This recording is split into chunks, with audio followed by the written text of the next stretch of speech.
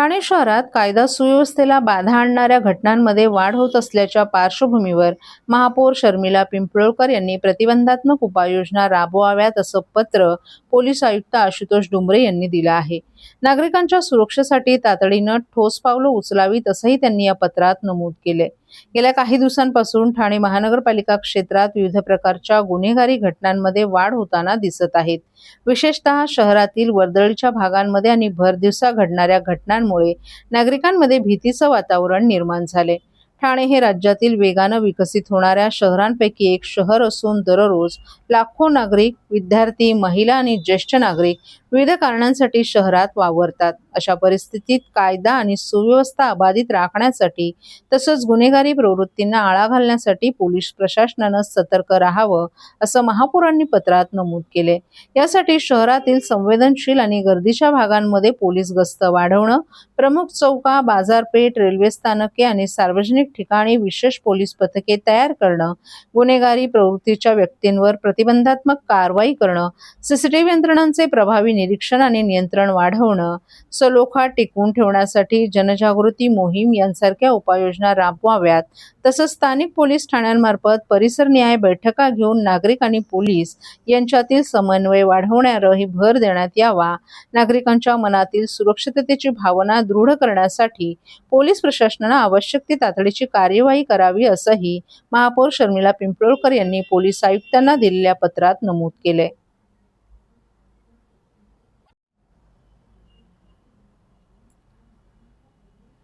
राज्यात नव्या प्रादेशिक आणि उपप्रादेशिक परिवहन कार्यालयांचा मार्ग मोकळा. राज्यातील नागरिकांना परिवहन विभागाच्या सेवा अधिक जलद, सुलभ आणि त्यांच्याजवळ उपलब्ध करून देण्यासाठी परिवहन मंत्री प्रताप सरनाईक यांच्या नेतृत्वाखाली मोठा निर्णय घेण्यात आला आहे. महाराष्ट्रात वाढती वाहन संख्या, नागरिकांची वाढती गरज आणि प्रशासनावरील ताण लक्षात घेऊन नवीन प्रादेशिक आणि उपप्रादेशिक परिवहन कार्यालये स्थापन करण्यासाठी निकष निश्चित करण्यात आले आहेत. परिवहन विभागानं यासाठी नियुक्त केलेल्या तज्ज्ञ समितीनं सादर केलेला अहवाल शासनाकडे पाठवला असून त्यामधील शिफारशींनी तत्वतः मान्यता देण्याची प्रक्रिया सुरू केली आहे. या निर्णयामुळे राज्यातील दुर्गम आणि वाढत्या शहरी भागातील नागरिकांना वाहन नोंदणी, ड्रायव्हिंग लायसन्स, वाहन तपासणी, कर भरणा आणि इतर सेवांसाठी दूरच्या कार्यालयांवर अवलंबून राहावं लागणार नाही. नवीन कार्यालय स्थापन करण्यासाठी वाहन संख्या, लोकसंख्या, महसूल, भौगोलिक अंतर आणि उपलब्ध पायाभूत सुविधा यांसारखे स्पष्ट निकष निश्चित करण्यात आले आहेत. याशिवाय विद्यमान परिवहन कार्यालयापासून 50 किलोमीटरपेक्षा अधिक अंतर असलेल्या भागांना प्राधान्य देण्यात येणार आहे. ज्या ठिकाणी पूर्ण कार्यालयाची आवश्यकता नसेल तेथे नागरिकांच्या सोयीसाठी स्वयंचलित वाहनं तपासणी केंद्र आणि स्वयंचलित वाहन चालक चाचणी केंद्र उभारण्याचीही तरतूद करण्यात आली आहे. राज्यातील नागरिकांना दर्जेदार आणि वेळेत सेवा मिळणं हे शासनाचं प्रमुख उद्दिष्ट आहे. नवीन प्रादेशिक आणि उपप्रादेशिक कार्यालयांच्या स्थापनेमुळे प्रशासनिक सुविधा वाढण्याबरोबरच स्थानिक पातळीवरील रोजगाराच्या नव्या संधीही निर्माण होतील.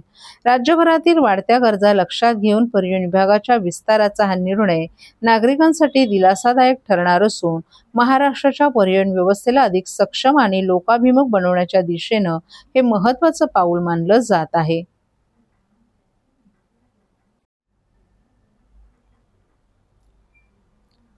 बेकायदा बांधकामांच्या उपद्रवानं त्रस्त झालेली ठाणे महापालिका कृत्रिम बुद्धिमत्तेचा वापर करून या समस्येवर मात करण्याच्या विचारात आहे. त्यासाठी 1.41 कोटी रुपयांची प्रणाली विकसित करण्यात येणार आहे. नागरिकांना या प्रणालीद्वारे तक्रार करणं सुकर होणार असून संबंधित अधिकाऱ्यांवर त्यांची जबाबदारी निश्चित होऊ शकते. ठाणे शहरात अनधिकृत बांधकामांचं पेव फुटलं असून मुंबई उच्च न्यायालयानंही वेळोवेळी महापालिका प्रशासनाला फटकारले. विशेष म्हणजे न्यायालयाच्या आदेशानंतरही शहरात अनधिकृत बांधकामं सुरू असल्याचं निदर्शनास आलं आहे. अखेर या बांधकामांवर कृत्रिम बुद्धिमत्तेच्या माध्यमातून नजर ठेवण्याचा निर्णय ठाणे महापालिकेनं घेतलाय. याबाबतचा 1.39 कोटी रुपयांचा प्रस्ताव 18 जून रोजी होणाऱ्या महापालिकेच्या सर्वसाधारण सभेत मंजुरीसाठी ठेवण्यात येणार आहे. प्रस्तावाला मंजुरी मिळाल्यास अनधिकृत बांधकामांबाबत नागरिकांच्या तक्रारी, त्यावरील कारवाई आणि संबंधित अधिकाऱ्यांची जबाबदारी यावर डिजिटल पद्धतीनं नियंत्रण ठेवणं शक्य होणार आहे. या प्रणालीद्वारे नागरिकांना मोबाईल ॲप, व्हॉट्सअप चॅटबॉट किंवा ऑनलाईन माध्यमातून अनधिकृत बांधकामांची तक्रार नोंदवता येणार आहे. तक्रार दाखल होताच संबंधित ठिकाणाचं लोकेशन आणि तपशील क्षेत्रीय अधिकाऱ्याकडे आपोआपच पोहोचेल. त्यानंतर नोटीस बजावणं, कारवाईची नोंद करणं आणि अहवाल सादर करणं ही संपूर्ण प्रक्रिया डिजिटल स्वरूपात पार पडेल. विशेष म्हणजे एखादी तक्रार कोणत्या अधिकाऱ्याकडे प्रलंबित आहे, त्यावर किती दिवसांपासून कार्यवाही झाली नाही याची माहिती वरिष्ठ अधिकाऱ्यांना रिअल टाईममध्ये उपलब्ध होईल. त्यामुळे जबाबदारी निश्चित करणं आणि कारवाईला गती देणं प्रशासनासाठी अधिक सोपं होणार असल्याचा दावा करण्यात येत आहे.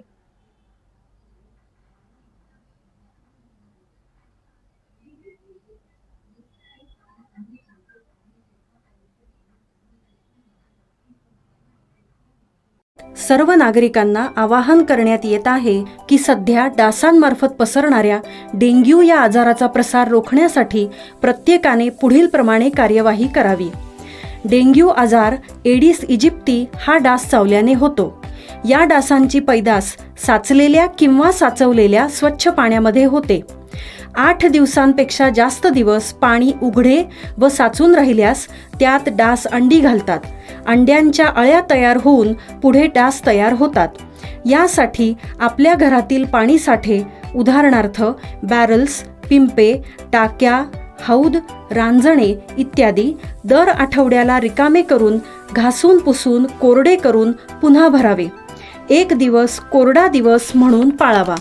पाणी साठ्यांना घट्ट झाकणे बसवावीत किंवा जुनी साडी, चादर, धोतर यांनी बांधून झाकून ठेवावीत, म्हणजे डास त्यात जाऊन अंडी घालणार नाहीत. घराच्या गच्चीवर, आजूबाजूला, अंगणात कोठेही पाणी साचू देऊ नये. भंगार सामान उघड्यावर टाकू नये. उदाहरणार्थ टायर्स, प्लास्टिक सामान, कुंड्या, टाकाऊ वस्तू इत्यादी. अशा सामानात पावसाचे पाणी साठून त्यात डेंग्यूच्या डासांची पैदास होते. घरातील कूलर्स, फ्रीजच्या पाठीमागील ट्रे हे देखील वेळोवेळी कोरडे करावेत. लक्षात ठेवा, नुसत्या फवारणीने डास घनता कमी होत नाही, तर त्यासाठी डास पैदास ठिकाणे नष्ट करणे ही आपल्या सर्वांची जबाबदारी आहे. कोणताही ताप अंगावर न काढता जवळच्या शासकीय रुग्णालयात मोफत औषधोपचार घ्या. अशा प्रकारे नागरिकांनी सहकार्य केल्यास डेंग्यूचा प्रसार रोखणे सहज शक्य आहे.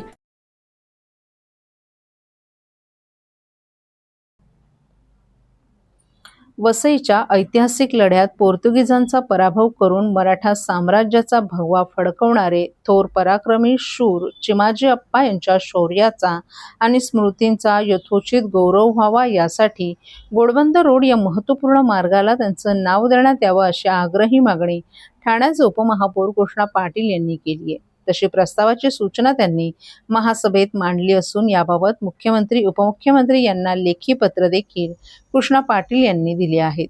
ठाणे, वसई, विरार या भागांना जोडणाऱ्या घोडबंदर या मुख्य रस्त्याला चिमाजी अप्पा यांचं नाव द्यावं अशी मागणी होत आहे. या संदर्भात कृष्णा पाटील यांनी महासभेत प्रस्तावाची सूचना मांडली आहे. या प्रकरणातील सर्वात महत्त्वाची आणि ठळक बाब म्हणजे उपमहापौर कृष्णा पाटील यांनी महासभेत प्रस्तावाची सूचना मांडण्यासोबतच थेट राज्याचे मुख्यमंत्री देवेंद्र फडणवीस आणि उपमुख्यमंत्री एकनाथ शिंदे यांनाही याबाबतचं विशेष पत्र दिलं असून या मागणीचा उल्लेख त्यांनी पत्रात प्रामुख्यानं केला आहे.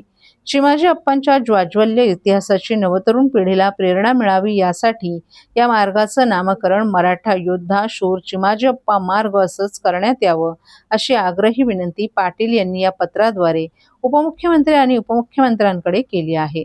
चिमाजी अप्पांनी वसईच्या लढ्यात दाखवलेलं शौर्य हे मराठ्यांच्या लष्करी इतिहासातील एक सोनेरी पान आहे. त्यांच्या या पराक्रमाची दखल घेऊन घोडबंदर मार्गाला त्यांचं नाव दिल्यास तो या थोर योद्ध्याला मानाचा मुजरा ठरेल असा विश्वास उपमहापौर कृष्णा पाटील यांनी व्यक्त केलाय.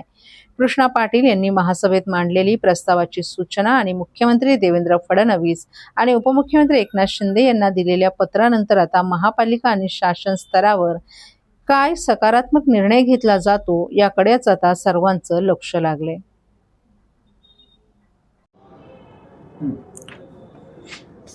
तुला काय सांगू? प्रथम म्हणजे ठाण्याचा इतिहास हा ठाणेकर लोकांना माहिती व्हावा. येणारी पिढी किंवा तरुण पिढीला ठाण्याचा इतिहास संपूर्ण माहीत नाही. चिमाजी आप्पा हे मराठा योद्धा यांनी पोर्तुगीजांच्या विरोधात जो छळ होता त्याच्या विरोधात त्यांनी बंड पुकारले आणि ठाणा, वसई, विरार या विभागातील लोकांना त्यांनी न्याय दिला आणि हे सर्व किल्ले पोर्तुगीजापासून शाबूत ठेवले. तर त्यांचा इतिहास हा कुठेतरी येणाऱ्या ठाणेकर नवीन पिढीला तरुणांना माहीत नाही आहे. तो होण्याकरता घोडबंदर रोडला चिमाजी आप्पा यांचं नामकरण व्हावं अशी मी प्रस्तावाची सूचना महापालिकेत घेतलेली आहे. आणि त्याचबरोबर सन्माननीय मुख्यमंत्री आणि उपमुख्यमंत्री यांनाही निवेदन दिलेलं आहे की त्यांचं कुठंतरी घोडबंदर रोडला नामकरण पण व्हावं त्यांच्या नावाने, तसंच त्यांचं एक स्मारक व्हावं जेणेकरून त्याचा इतिहास तिथे लिहिला जाईल आणि तो ठेवा जतन केला जाईल येणाऱ्या पिढीसाठी.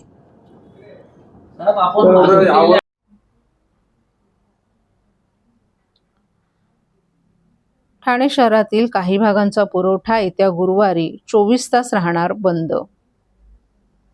ठाणे महानगरपालिका क्षेत्रात मुंब्रा, दिवा, कळवा, माजिवडा, मानपाडा आणि वागळेचल काही भागात प्रभाग समितीमध्ये महाराष्ट्र औद्योगिक विकास महामंडळामार्फत पाणी पुरवठा करण्यात येतो. अल निनो आणि आयोडीच्या प्रभावामुळे यावर्षी पावसाळा लांबण्याची शक्यता आहे. याबाबत जलसंपदा विभागाबरोबर 9 जून रोजी झालेल्या आढावा बैठकीच्या निर्णयाप्रमाणे आगामी कालावधीत पाणी टंचाईची परिस्थिती उद्भवू नये याकरिता 20% पाणी कपात करण्याचं ठरवले.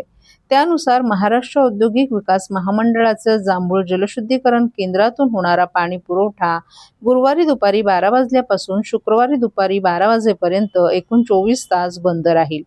या शटडाऊनच्या कालावधीत ठाणे महानगरपालिकेअंतर्गत दिवा, मुंब्रा प्रभाग क्रमांक 26 आणि 31 चा काही भाग वगळता आणि कळवा प्रभाग समितीमधील सर्व भागांमध्ये आणि वागळे प्रभाग समितीमधील रूपादेवीपाडा, किसननगर नंबर 2, नेहरू नगर तसंच मानपाडा प्रभाग समिती अंतर्गत कोलशेत, खालचा गाव येथील पाणी पुरवठा 24 तासांसाठी पूर्णपणे बंद राहील. पाणी पुरवठा सुरू झाल्यानंतर पुढील 1 ते 2 दिवस कमी दाबाने पाणी पुरवठा होईल याची कृपया नागरिकांनी नोंद घ्यावी. ठाणे महानगरपालिकेमार्फत या पाणी कपातीच्या कालावधीत पाणी काटकसरीने वापरून ठाणे महानगरपालिकेस सहकार्य करावं असं आवाहन नागरिकांना करण्यात आले.